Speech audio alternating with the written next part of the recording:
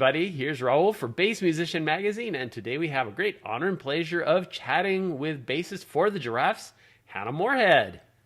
Hi, Hannah. Hi. Starting from the beginning, as we like to, we want to know about you. How did you get started in music, and particularly on bass? Well, when I was a kid, I actually started playing piano.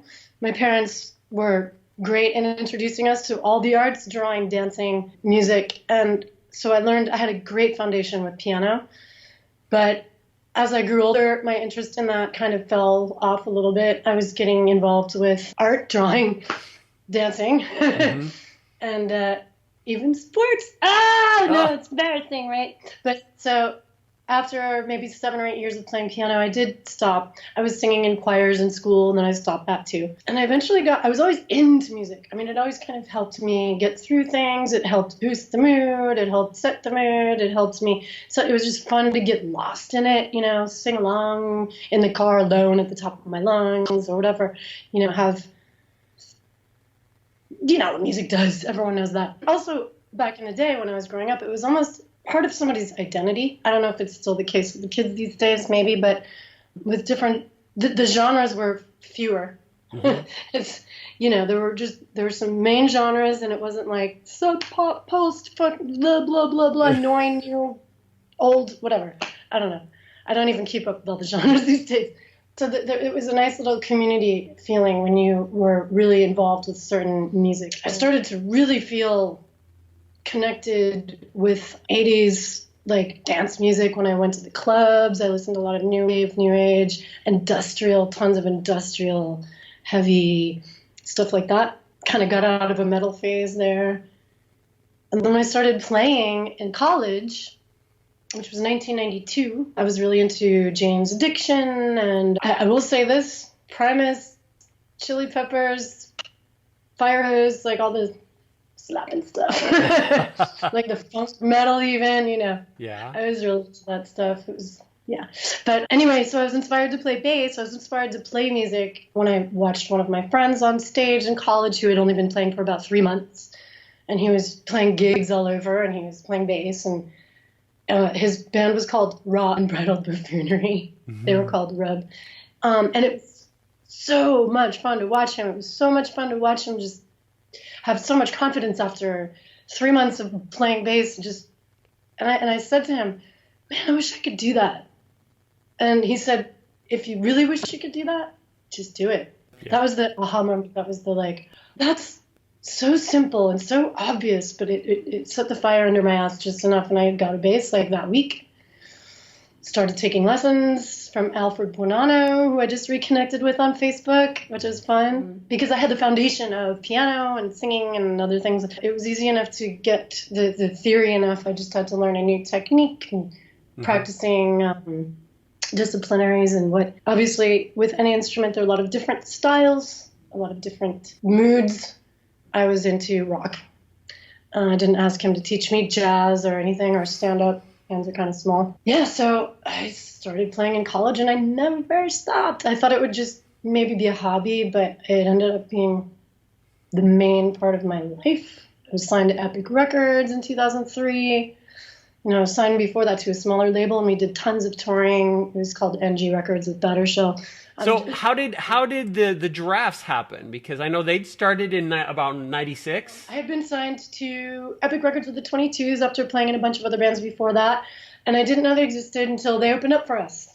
One night they opened up for us. I can't remember the club, but normally, opening bands can be like, oh, they're pretty good, cool, yeah, or just like, oh, I'm going to go get something from the deli. These guys, I was like, what?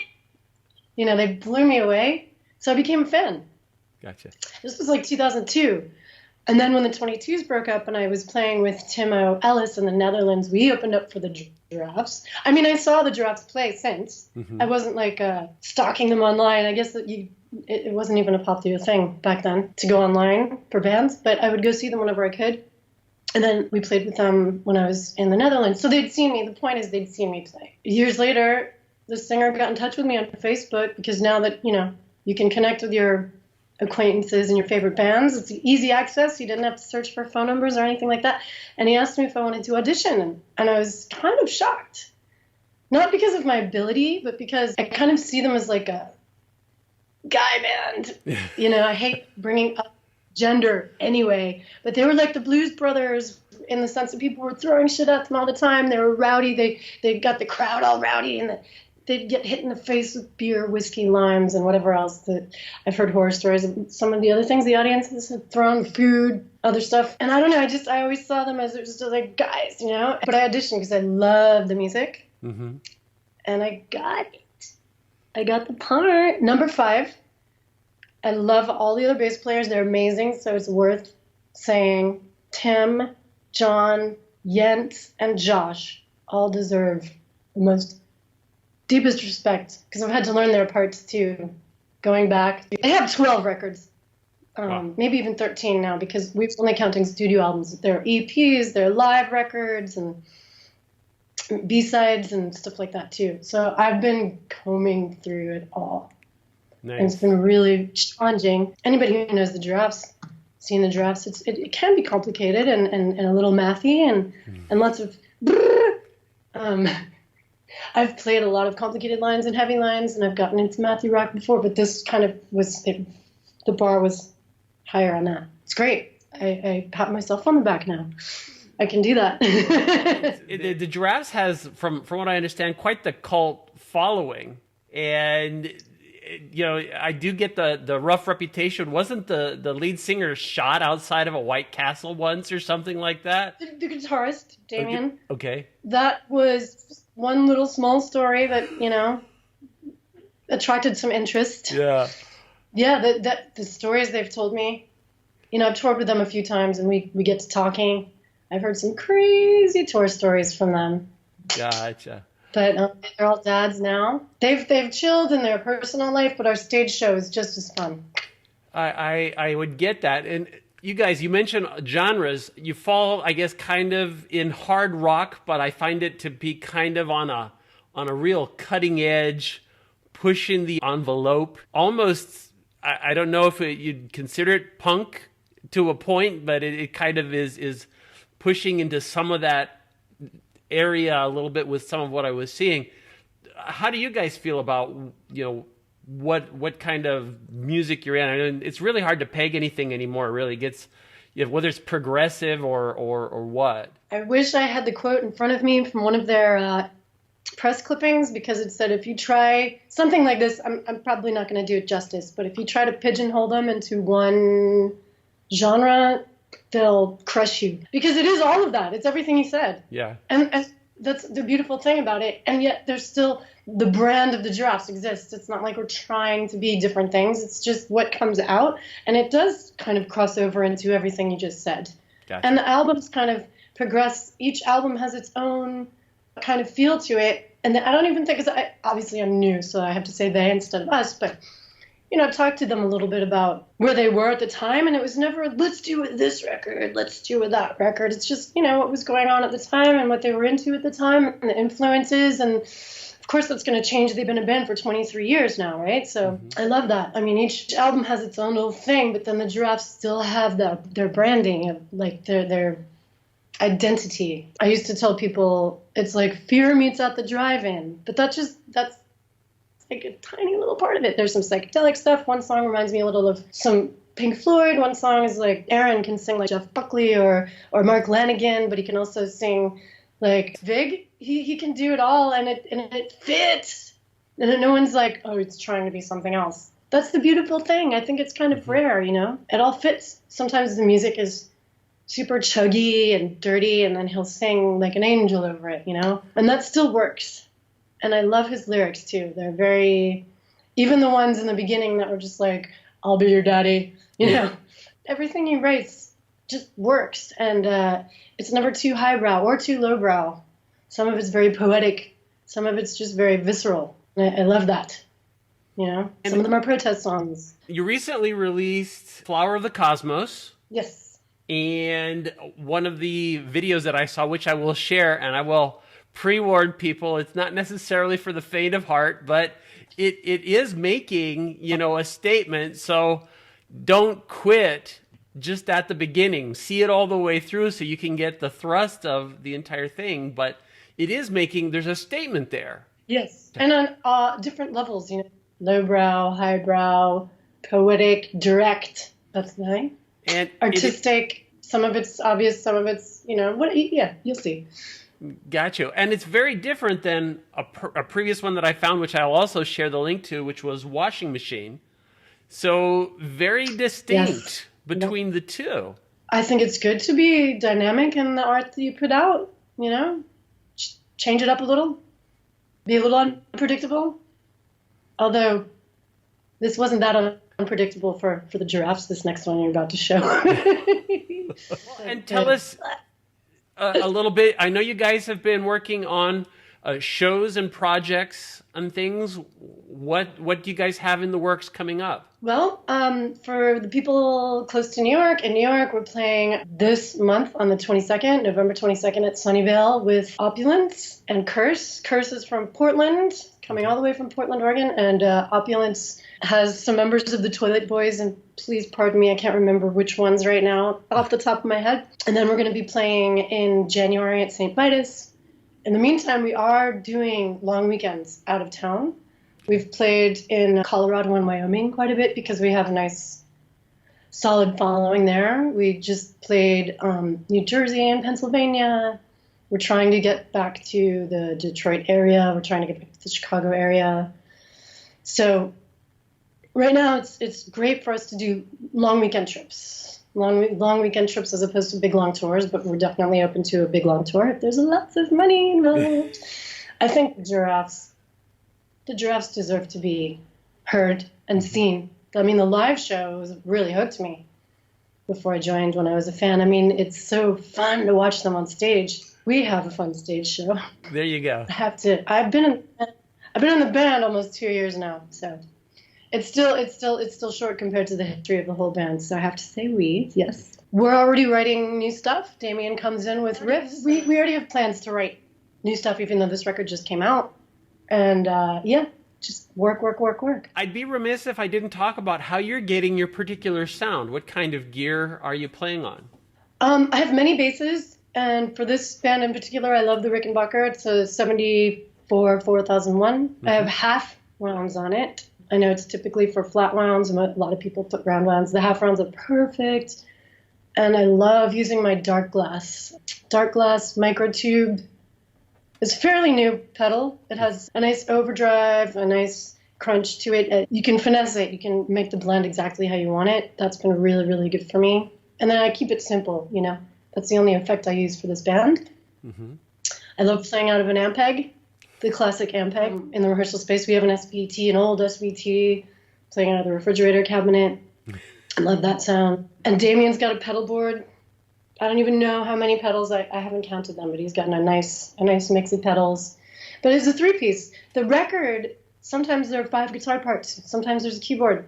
In other records, they've had accordion and other things. But a three-piece, 3 instruments, I'm thinking 3 instruments. Yes. Bass, guitar, drums, live. It works, And sometimes it's nice to have a little bit of a different sound live than on the records. So, and any particular brand of strings? I know you mentioned your half rounds.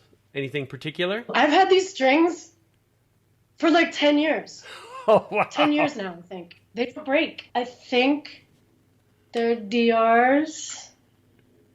Okay. It could be. It's a testament to their durability. Yeah, that's a good New Jersey company, so they'd be pretty close. They don't break. I know it's weird not to change strings for that long for a guitar player, obviously, but for bass, it's not uncommon. I kind of like where they are right now. They're not too dead. Yeah. But sometimes a new string is really twangy, So it works for me. Well, and I've talked to enough people that you'll have the two ends of the spectrum. And depending on the kind of music you're playing, you mentioned it's that vitality, whether it's gone totally dead, which like our reggae friends love really dead strings and kind of that thud to them. And then some of the rock guys want a new set of strings every time they get on stage. And so you kind of go, okay, somewhere in between, Oh yeah, of course. I mean, everybody the dynamic else. definitely is. It's all about the genre, the song, the type of music, the other instruments around. If you wanted to cut through, if you wanted to be like just a support, almost a whatever. Like I have so many different basses. I'm in a bunch of different bands too. This is probably my most full-time band. My other band, Rocket Silence, is another really great full-time band, and we're more instrumental kind of journey, doomy instrumental. We have a few songs, but it's 22 minutes of just. And I use my P bass through like 3 different pedals. I have a bass fly rig from Tech 21. I hooked up to my old school Boss overdrive that never fails. But the fly rig has some chorus. It has like octave. It has a boost. It's got a whole EQ. And I have my Hagstrom with flat wounds for when I play more of an acoustic-y type of show. I've used it with Marty Wilson Piper from the church, who I've played with for 17 years now. Wow. In different incarnations, because he has a lot of different collaborations with people, and he's always done his solo work, even when he was in the church for 33 years or however long it was. Always had solo stuff, always had collaborations with other people, and so when I tour with him, we play all of those from every project. It's so much fun, but usually, it's not always. It's pared down and very acoustic-y and like violin, 12-string acoustic guitar, sometimes just a little percussion, sometimes no percussion. And the Hagstrom with the flat wounds works really well with that. Nice. And when I go record, it's usually my 66 Fender Precision. That is such a gem, but my Gibson EB3 is a great bass. It's pretty diverse in all the sounds you can get. But that's been on a lot of people's records. I keep going like that because it's sitting over there. Swerve Driver used it. Adam Franklin used it also on a solo song. My friend Jay Russo used it for a long time with a lot of people in a studio. I think he used it with Guiding Light. It's a great instrument. So it just depends on the songs, the vibe. There's no one great sound. Gotcha. There's so many different great. You've got to have the right tool for the right music, and as I'm sure you're acquainted with Bassist gear acquisition syndrome, we're always looking for the right instrument for the right situation, right? So that sounds like you've right been... instrument, right strings, right pedals, right everything. Amp. Totally. Amp, no amp, sound, whatever. Yeah, it all makes a difference. All makes a difference. It's great to record through the typical classic, can never go wrong, Ampeg 15, B15. That's great, standard. But then, sometimes you might want something totally different. I used to have an Ibanez active pickups. I mean, they're great for certain things, but I think there was a phase. A lot of people had active pickups back in the 90s, right? Maybe they still do, but I was all about that for a while. I was playing them in a punk band, a 3-piece punk band even. Battle Shell. Look it up. Coming back, if we want to follow on what the Giraffes are doing, the best place to look is thegiraffes.squarespace.com, right? Yes, and it should just come up by searching the Giraffes, despite all the different bands. It's usually the first thing, but yes, that is definitely the one. Okay. With everything you need.